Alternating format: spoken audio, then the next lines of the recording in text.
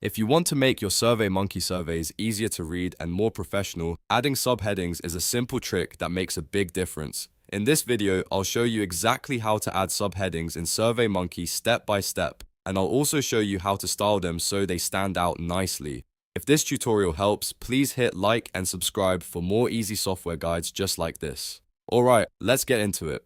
First, open your browser and go to SurveyMonkey. Once you're on the SurveyMonkey homepage, sign into your account if you haven't already. After you're inside, click on Survey to start working on the survey where you want to add a subheading. This will take you into the survey builder where you can edit your content. Now, look for the page title area in your survey. This is our survey.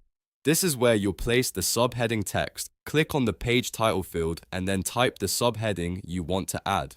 Keep it clear and short, because a good subheading should guide the respondent and break up the survey into easy-to-read sections. Once you've entered your subheading text, select the text with your cursor. Highlighting it is important because that tells SurveyMonkey exactly what you want to format. After selecting it, click on the bold option if you want the subheading to stand out more. Bold text is one of the easiest ways to make a subheading look cleaner and more noticeable.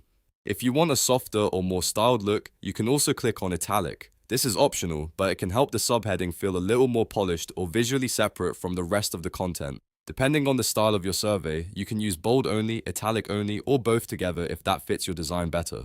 Take a second to review how the subheading looks on the page. Make sure it's readable, properly placed, and matches the flow of your survey. A well-formatted subheading can help divide sections, improve clarity, and make your survey feel more organized for respondents. When everything looks good, click Save to make sure your changes are applied. Saving is important because if you skip this step, your subheading formatting may not be stored properly. Once saved, your SurveyMonkey survey will now include the subheading you created. And that's it. You've now learned how to add subheadings in SurveyMonkey in just a few simple steps. This is a great way to improve the structure of your surveys and make them easier for people to follow. If this video helped you out, don't forget to like the video and subscribe for more practical tutorials like this one. Thanks for watching, and I'll see you in the next one.